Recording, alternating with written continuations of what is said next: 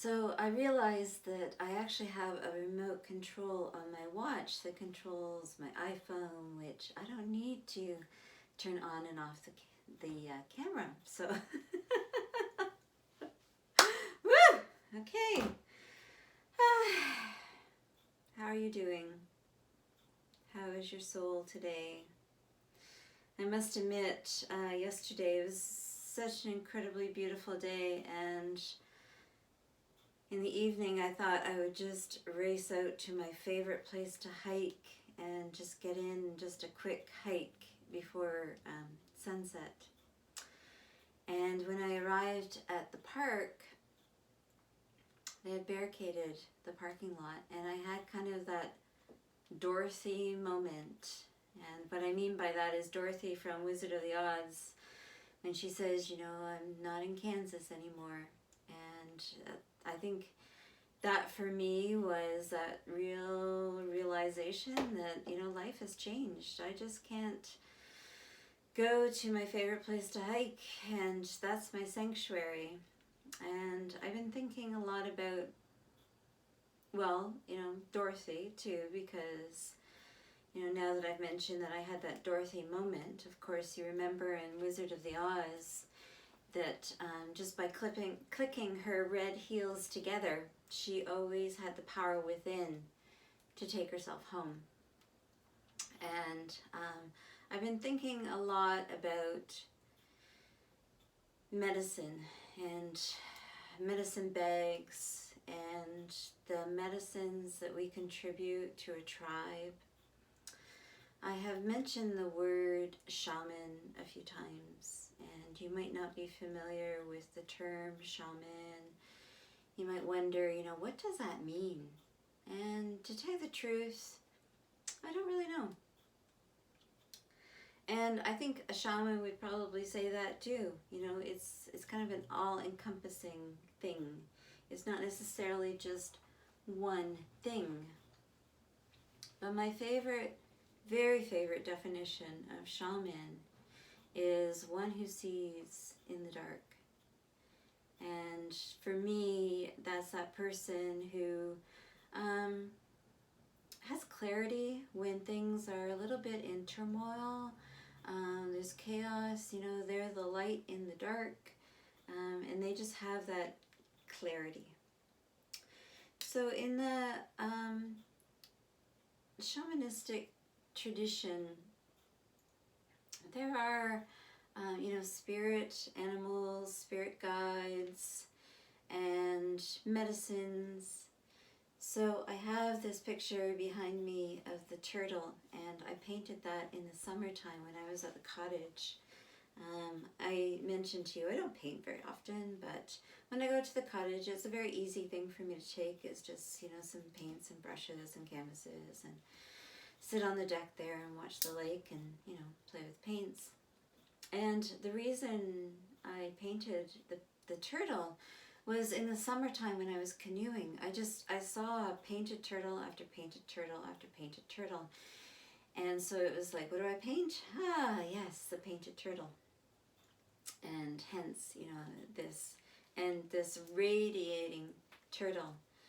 Now, the medicine of the turtle is a really nice medicine to be in right now because, of course, the turtle protects himself by going into his shell. And, that hard shell keeps that soft little body protected. And the turtle is, it's wisdom, it's taking things very, very slowly. I find myself that I just cannot plan anything in advance. It's just, I'm just in the moment, and I don't think about really, the next day as to what I'm going to record or what I'm going to do. I just, I wake up and okay, that's what I need to do today. And we can't think of the future. We can't plan. So it's just taking it moment by moment. And of course, I have my heart behind me as always to remind you of the heart flag and putting your heart out in your window. So, medicine bag, medicines that we carry. A medicine is like a gift, So Some people carry the gift or the medicine of laughter. Some people carry the medicine of a new perspective. There are different gifts that we all have. And a shaman is known for carrying a medicine bag, or any healer of any sort of, carries this tool belt of tools or a medicine full of medicines. And in that medicine bag there could be sacred tobacco, there could be sage to smudge, all sorts of different things. So I was thinking, if you're with your family and you have small kids and you're looking for something to do, it might be kind of interesting to scrounge around your house and find things, and maybe you could fashion your own medicine bags.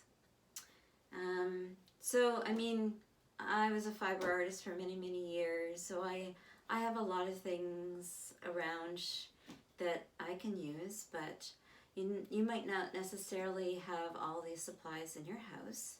But think about, maybe you have an old tea towel, or maybe you have a piece of fabric that you cut off a pair of pants, or it doesn't necessarily have to be fabric either. So think about, what you might have around the house. Maybe it's one of those Tyvek envelopes, something a little bit stronger than paper, I think. Although you can change paper into a very fabric-like substance, but I won't get into that process today. So I was thinking, maybe we could make medicine bags with little hearts on them. So I happen to have, silks that I dyed a long time ago, ribbons. Now I used to be, I must admit, a bit of when I ever heard the term no-sew project, that used to just drive me nuts, because I always thought, I must sew. But now I'm over that. I'm much over that. I'm okay with, any way that you can join something together, I'm cool with that. So I just have a piece of fabric here. Now this could be, as I said, like tea towel or anything like that. This is the time to use your imagination. What can you come up with?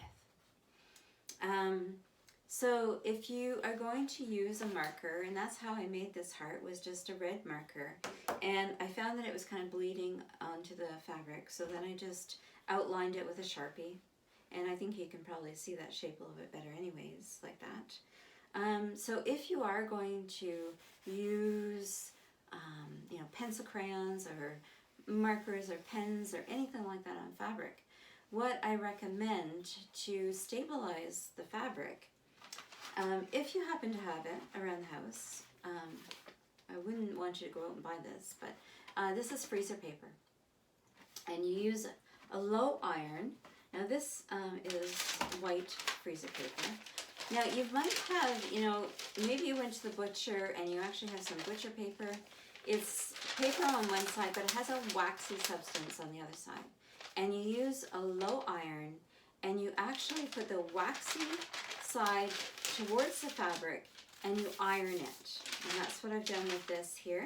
This is the freezer paper here.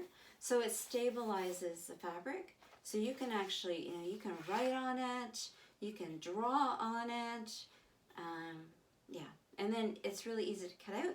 And then you just peel off you can even put this in your computer and print on it too. And then you can just cut out your shapes. So I took a piece of my dyed silk here, and I just cut this into a strip of 12 inches by 3 inches, and I've ironed it. So I folded in approximately. I'm okay with approximate these days. It doesn't have to be exact. So I folded in 3 inches on either side, so that all the raw edges, will be at the very bottom of the medicine bag. And then I also ironed it in half so that the sides come out. Now what I would recommend, if you're going to put a heart on it, I cut out this heart out of another piece of silk. I would adhere that first. So I'm just going to use a little bit of glue here. As I said, you know, I'm so over, you know, it doesn't have to be sewn. And of course my glue is all jammed up. So I'll just hold it together. So I would glue that on first.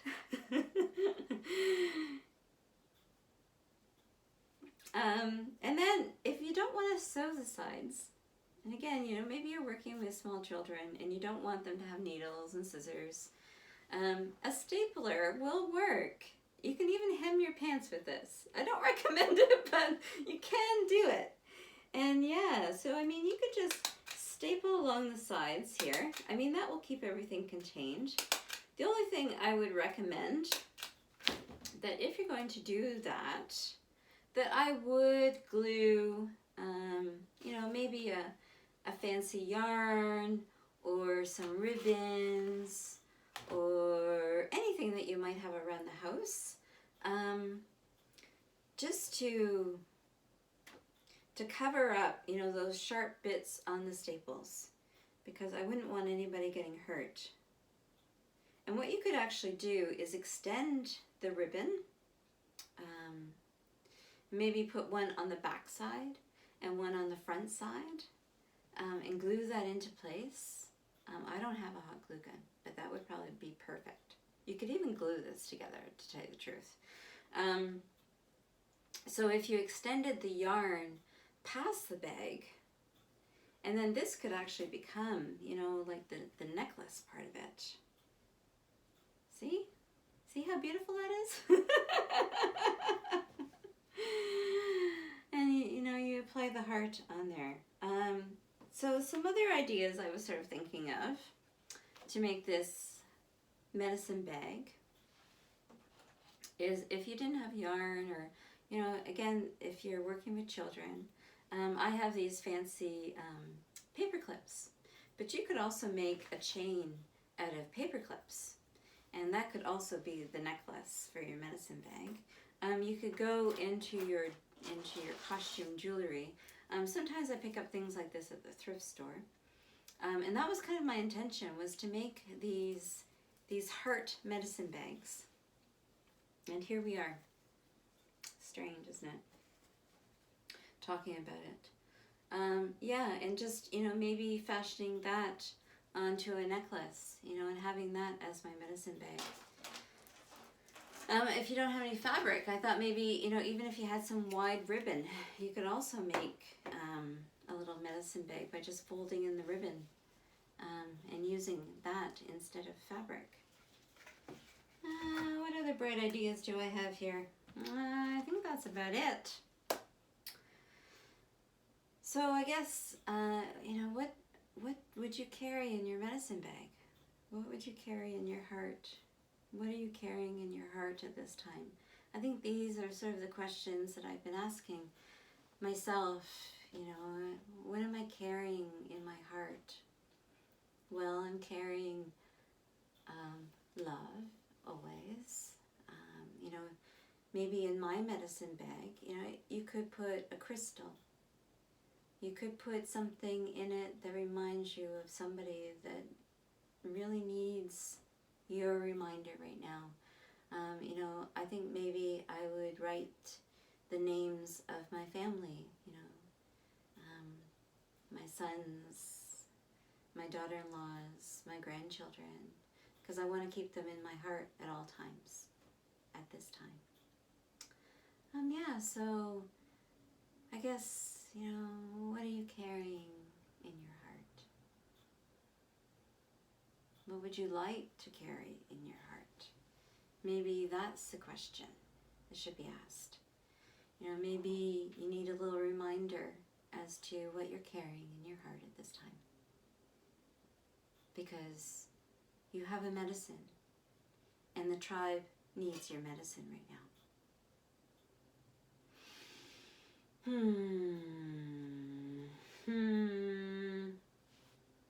May you be happy. May you be well. May you be safe.